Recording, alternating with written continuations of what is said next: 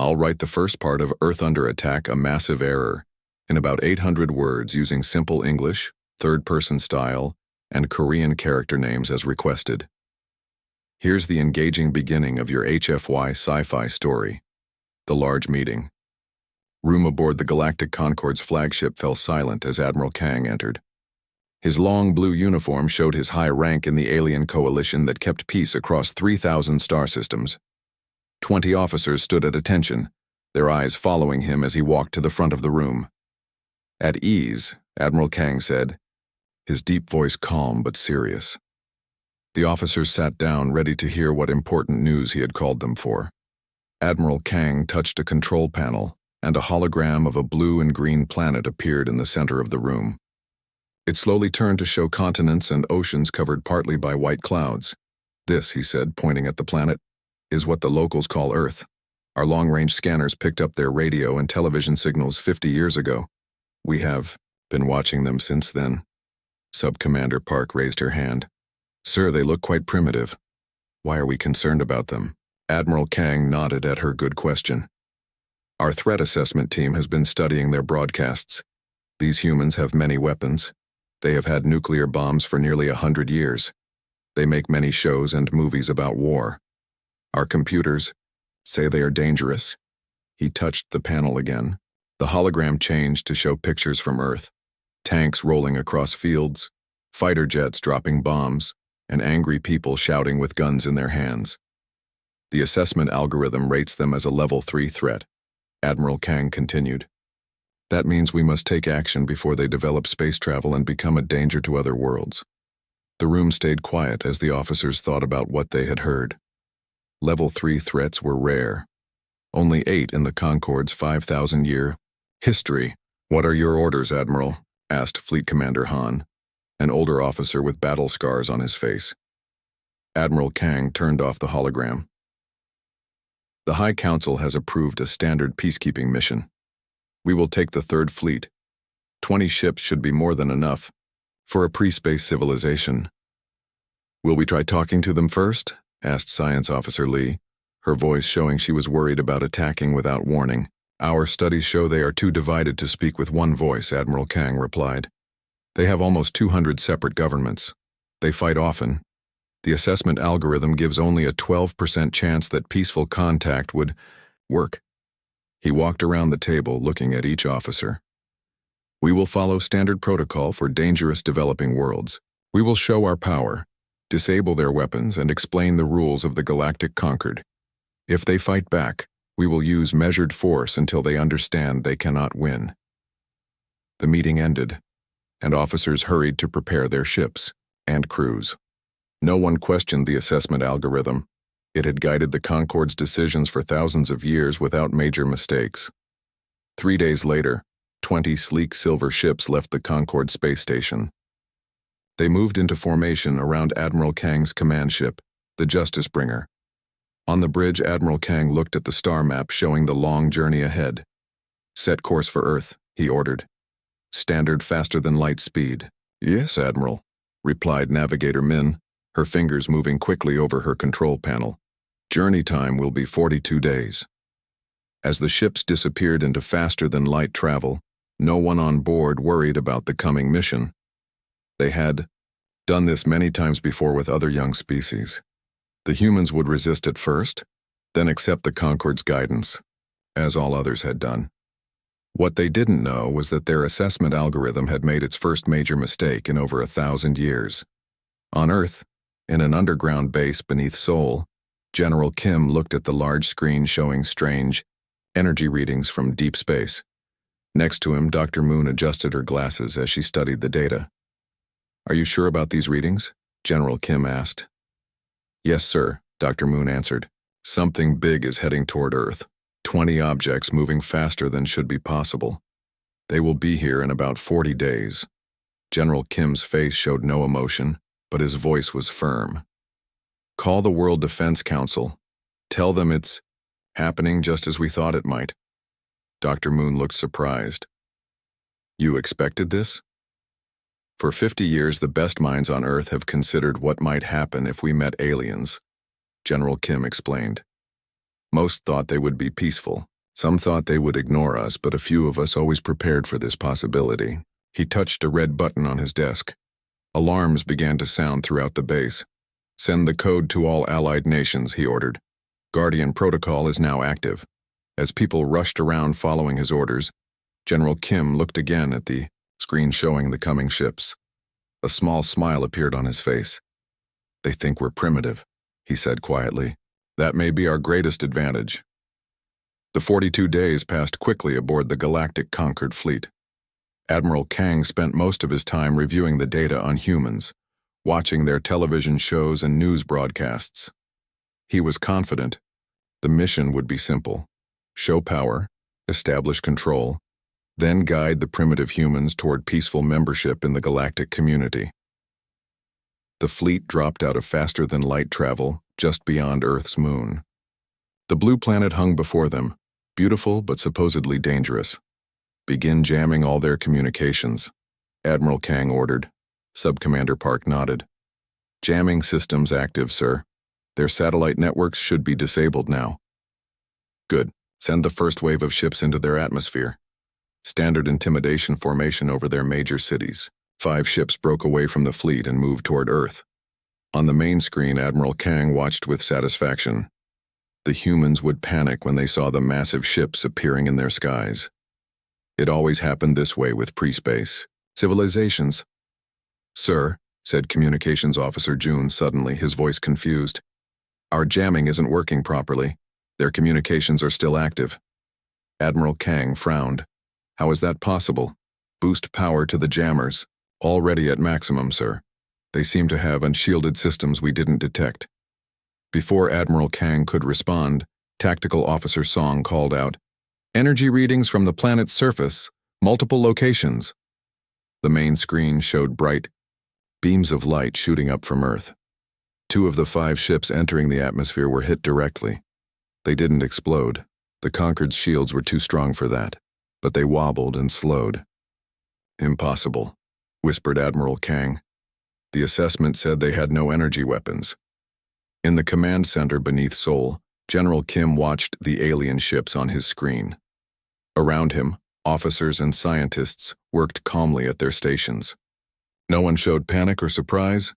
Orbital defense system performing at 94% efficiency, reported Colonel Bay.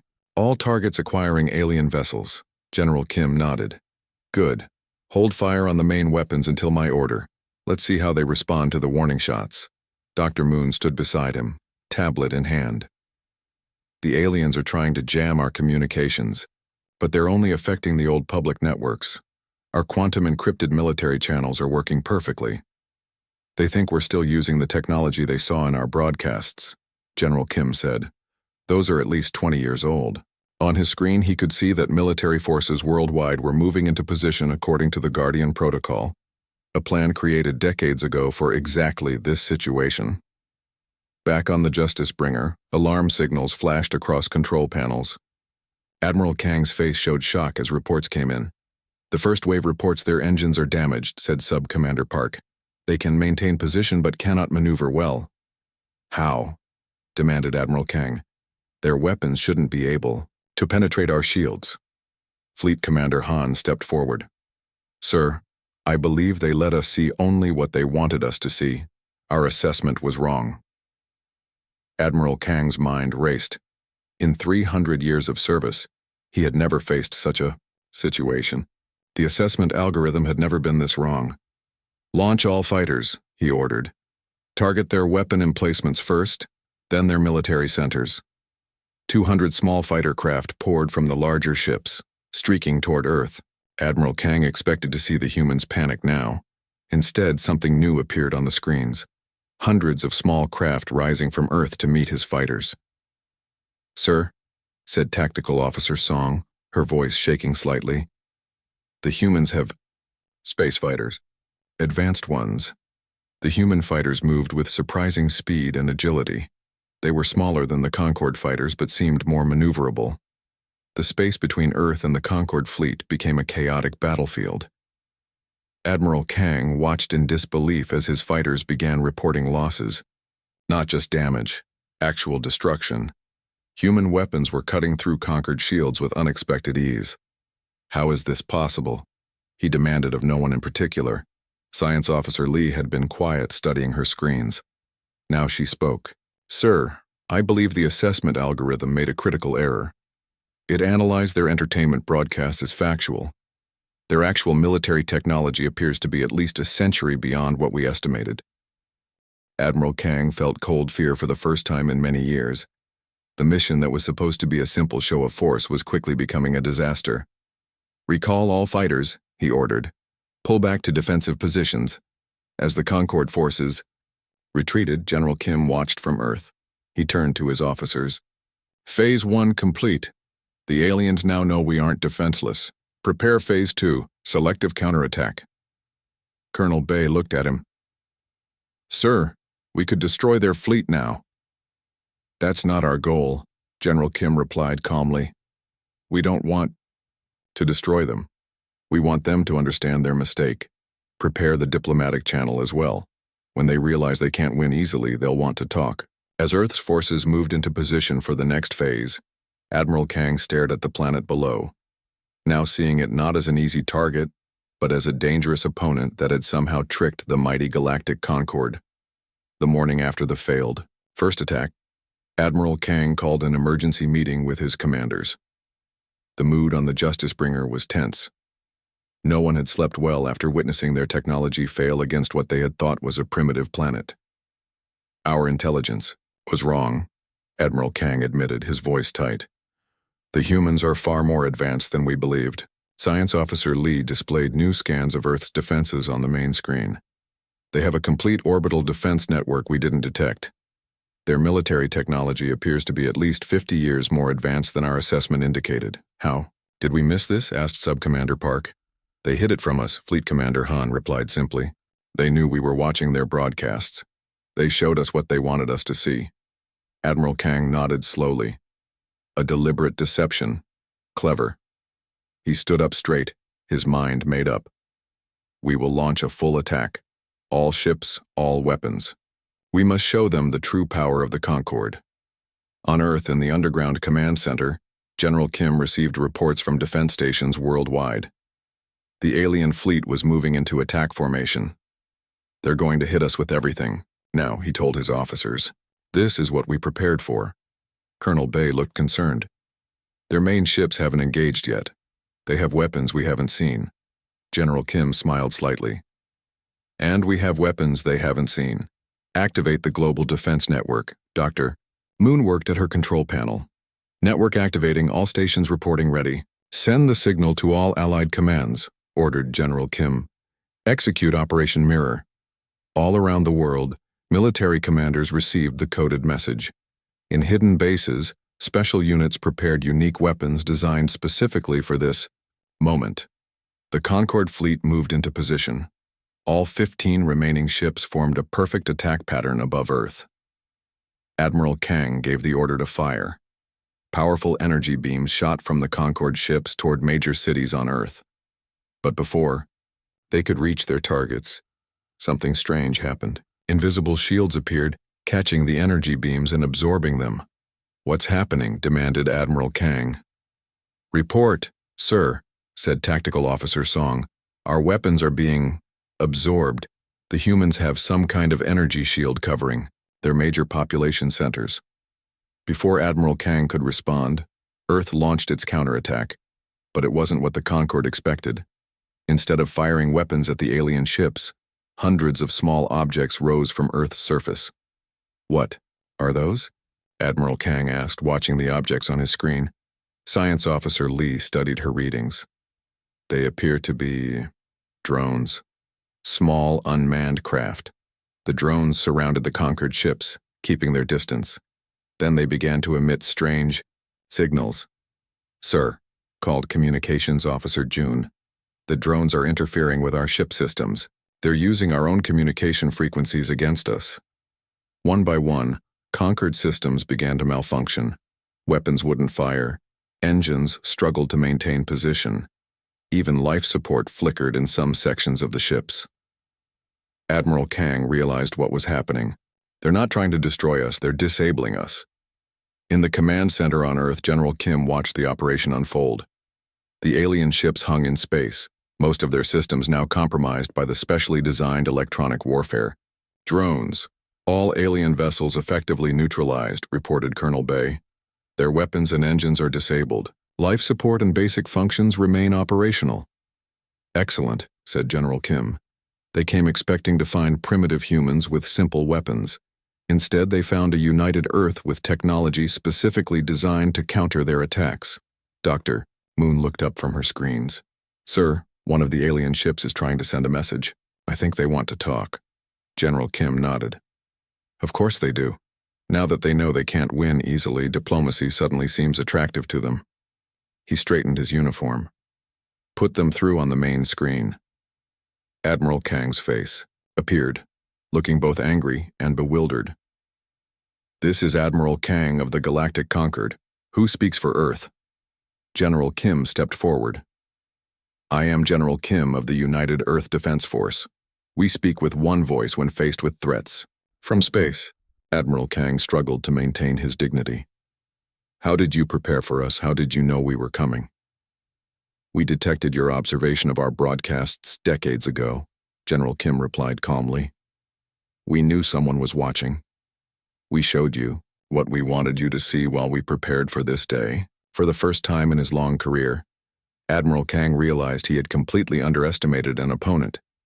The humans weren't primitive or divided. They were united and clever, with technology specifically designed to counter Concord weapons. We should talk, Admiral Kang said finally. General Kim nodded. Yes, we should, but this time as equals, not as conqueror and conquered. As the communication ended, General Kim turned to his officers. Phase 3 complete. Now prepare for diplomacy. 2 days after the failed attack, representatives from Earth and the Galactic Concord prepared to meet. The humans chose a neutral location, a large conference room on the International Space Station. The station had been quickly modified to support the alien visitors' breathing needs. General Kim led the Earth delegation. With him were Dr. Moon, the chief scientist, Ambassador Joe, an experienced diplomat, and Professor Yoon, an expert in cultural studies. They waited calmly as the Concord representatives arrived by shuttle. Admiral Kang entered first, followed by Science Officer Lee and 2 other officers. The aliens looked uncomfortable. They were used to dictating terms to defeated worlds, not negotiating as equals. Welcome to the International Space Station, said General Kim politely. Please be seated. The 2 groups sat across from each other at a long table. Through the station's windows, Earth was visible below, beautiful and blue. This situation is unprecedented, Admiral Kang began. In 5,000 years, the Galactic Concord has never so completely misjudged a species. Ambassador Joe smiled. Perhaps that says more about your assessment methods than about us. Admiral Kang's face showed he did not appreciate the comment. Our assessment algorithm analyzed thousands of your broadcasts. We saw your wars, your weapons, your divided nations. You appeared primitive and dangerous. You saw what was on our public channels, General Kim explained. Entertainment shows, old documentaries, news from decades ago. We detected your observation satellites long ago and fed them carefully selected information.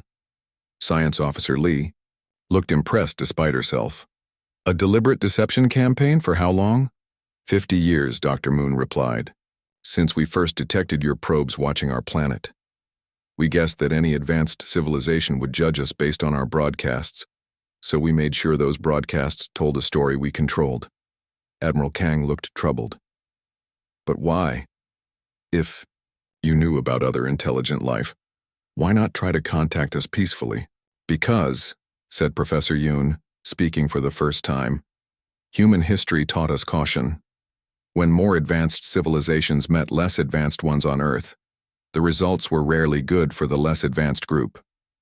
The room fell silent as the aliens considered this. We were not wrong about everything, Admiral Kang said finally. You are dangerous. Only to those who threaten us. General Kim corrected. We united Earth's nations not for conquest but for defense.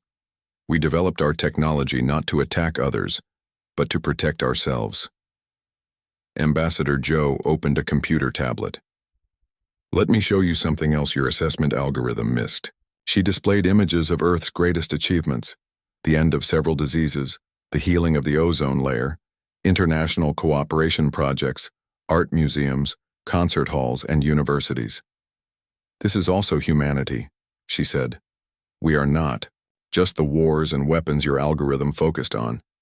We are scientists, artists, teachers, and healers. Science Officer Lee studied the images with interest. Our algorithm prioritizes threat assessment. It was programmed to look for dangers, not achievements. A serious flaw, Professor Yoon noted. You can never truly understand a species if you look only for its capacity to harm. Admiral Kang seemed to be thinking deeply. The Concorde must reconsider its approach to first contact. This miscalculation could have led to needless conflict. That is why we disabled your ships rather than destroying them, General Kim explained. We wanted this conversation to happen. What do you want from us now? Admiral Kang asked cautiously. Ambassador Joe smiled again, more warmly this time. We want what most species likely want, to learn, to trade, to share knowledge, and to be left in peace to develop in our own way. Admiral Kang looked out the window at Earth below. The High Council will need to be informed of this situation. This changes everything about how we view developing worlds. Perhaps, said General Kim, that was the most important purpose of your mission after all, though not in the way you expected.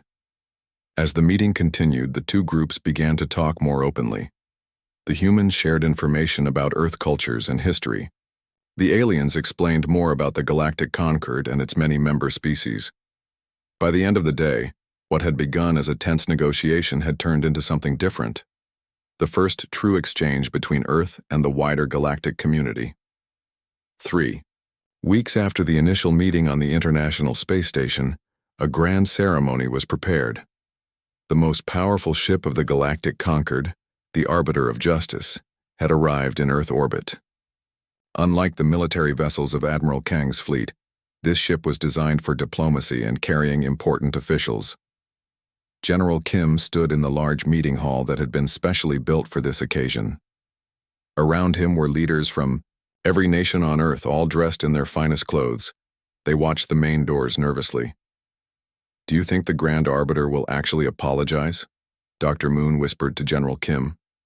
We'll find out soon, he replied, straightening his uniform one last time. The doors opened. Admiral Kang entered first, looking much less proud than when he had first arrived at Earth. Behind him came several aliens in elaborate robes. At the center walked a tall figure wearing purple and gold, the Grand Arbiter, the highest official, of the Galactic Concorde who had traveled for 2 weeks to reach Earth. The room fell silent as the Grand Arbiter approached the stage. He stood before the microphone, looking at the gathered humans with 4 large eyes. People of Earth, the Grand Arbiter began, his voice deep and translated through special devices. In 5,000 years of the Galactic Concorde's history, we have contacted over 300 developing worlds. Never before have we made such a serious error in judgment. He paused, looking at the faces watching him.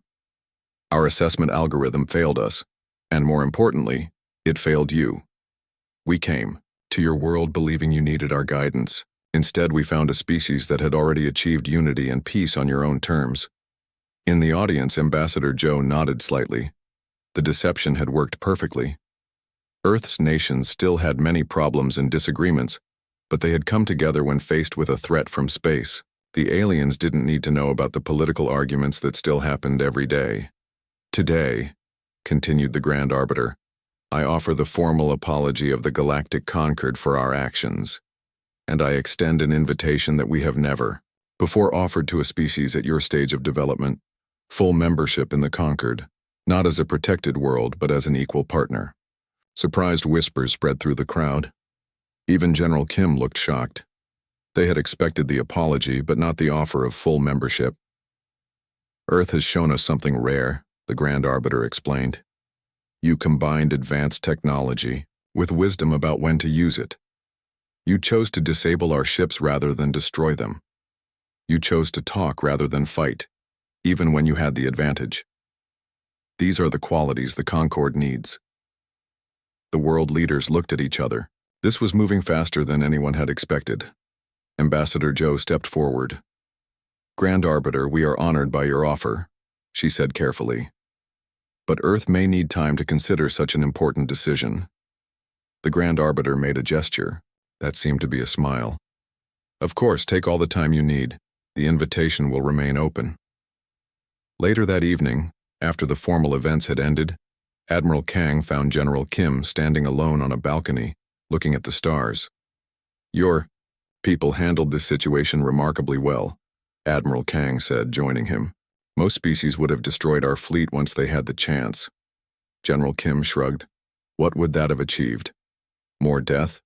More enemies? Humans have fought enough wars to know that how you end a conflict is often more important than how you win it. Admiral Kang looked troubled. "The assessment algorithm will be rewritten after this. Your world has changed how we think about developing civilizations." "Perhaps that's the best outcome we could hope for," General Kim replied. "Not just protecting Earth, but protecting other worlds that might have faced what we faced." As they looked at the stars together, human and alien, both knew that a new chapter had begun. Not just for Earth, but for the entire galactic concord. The massive error that had brought them into conflict had led to a new understanding that would benefit countless worlds in the years to come. On ships throughout the galaxy, the story began to spread. The story of the supposedly primitive humans who had outsmarted the mighty Concord, not through superior weapons, but through clever planning and unexpected wisdom. It was a story that would be told for centuries.